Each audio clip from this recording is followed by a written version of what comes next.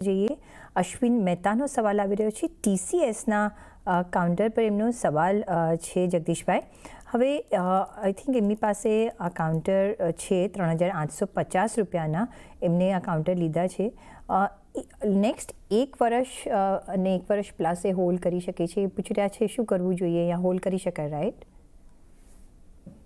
અત્યારે તો પ્રીતિબેન તમે જુઓ તો બોલબાલા ઇન્ફોર્મેશન ટેકનોલોજી શેરોની જ છે અને આપણે જાણીએ છીએ કે માર્કેટને કદાચ થોડું ઘણું ટકાવી રાખવામાં છેલ્લા 2 દિવસમાં કોઈએ કદાચ કોઈ મોટો ફાળો આપ્યો હોય તો આ ઇન્ફોર્મેશન ટેકનોલોજીનો શેરો છે.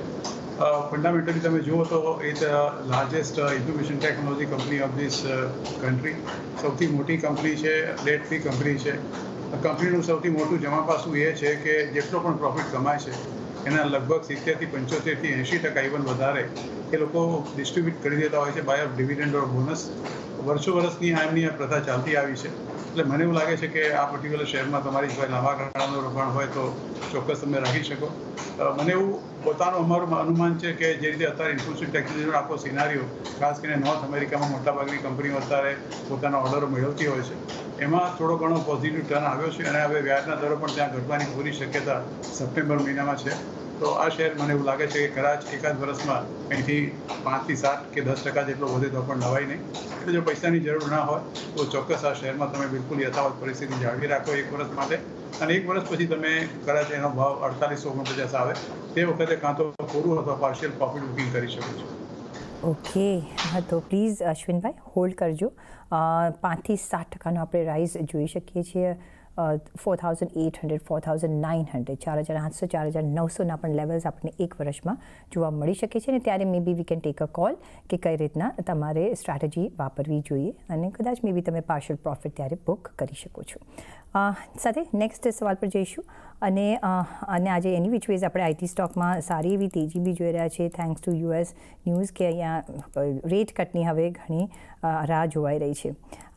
નેક્સ્ટ સવાલ પર જઈએ અને ટાટા ટેકનોલોજી, હિના શુક્લાનો સવાલ છે.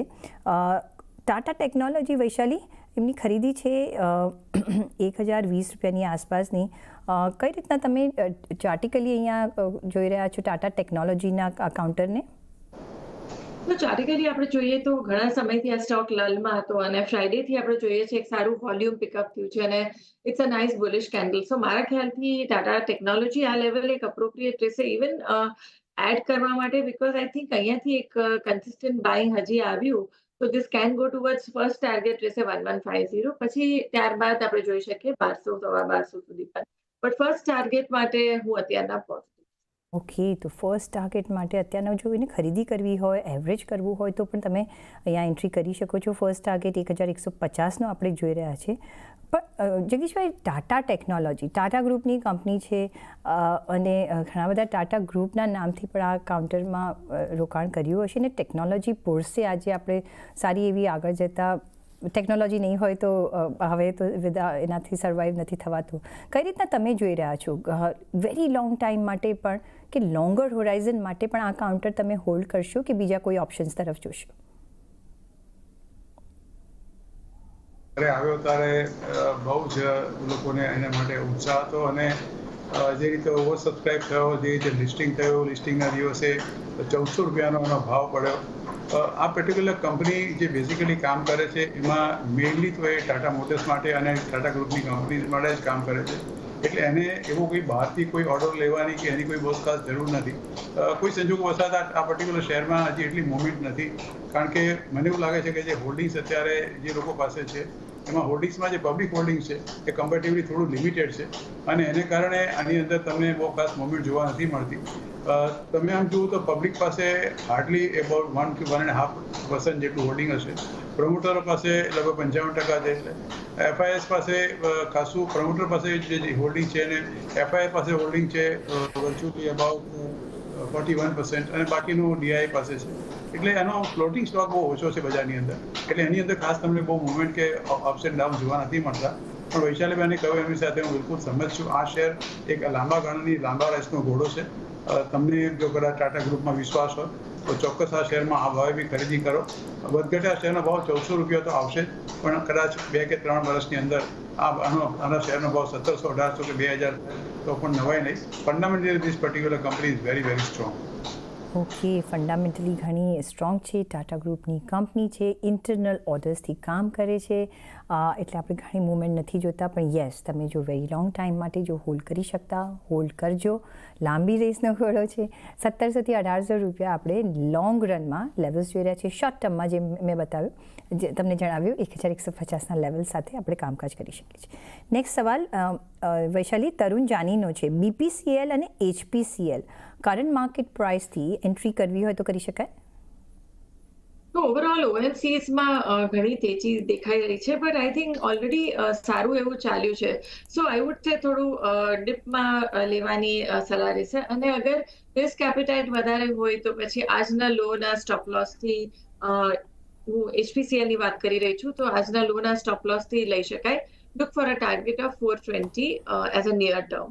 અને BPCLમાં બી હું સિમિલરલી વ્યૂ આપું છું positive. I just give you the levels.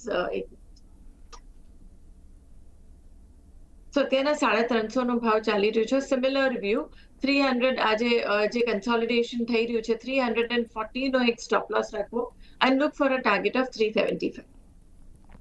Okay, તો BPCL 340ના સ્ટોપ લોસ સાથે 375ના ટાર્ગેટ માટે તમે કામકાજ કરી શકો છો. HPCL આજનો જે લો આવે છે એનાથી તમે ખરીદી કરજો. ડિપ્સની રણનીતિ અહીંયા વાપરવાની છે. અને 400 રૂપિયાને 420 રૂપિયાના આપણે ટાર્ગેટ્સ જોઈ શકીએ છીએ. તો આજના જે લો હોય છે એના લેવલથી તમે ખરીદી કરી શકો છો. નેક્સ્ટ સવાલ પાર્થ દવેનો છે. સેલ 152 રૂપિયાના છે અને ટાટા સ્ટીલ એમની પાસે છે 165 રૂપિયાના કાઉન્ટર છે. હવે અહીંયા એ પૂછી રહ્યા છે કે શું કરવું જોઈએ. તો સેલ અને ટાટા સ્ટીલ કેવા લાગે વૈશાલી, બંને કાઉન્ટર્સ? સો ટેકનિકલી જુઓ તો મેટલ કાઉન્ટર ઘણા એક નીચેના થઈ ગયા હતા, અને અત્યારના ખાસ કરીને સેલ અને ટાટા સ્ટીલની વાત કરીએ તો I think these are good levels. મારું પર્સનલ વ્યૂ રહેશે કે અહીંયાથી ડાઉન સાઇડ ઘણું ઓછું છે. સો અક્યુમ્યુલેટ કરવાની સલાહ. પણ એમની પાસે ઓલરેડી છે અને મિડ ટર્મનો વ્યૂ રાખી રહ્યા છે Vaishali. So then continue holding because I think near term માટે બી સેલની વાત કરીએ તો 140 નો એક ટાર્ગેટ આવી શકે, 140 to 142. અને સેલ ટાટા સ્ટીલમાં બી વાત કરીએ તો I think 163 165 mid term. Okay, તો સેલમાં અરાઉન્ડ 142 અને ટાટા સ્ટીલમાં 165ની આસપાસના આપણે ટાર્ગેટ્સ જોઈ રહ્યા છે. તો અહીંયા તમે કામકાજ કરી શકો છો, હોલ્ડ કરી શકો છો. નેક્સ્ટ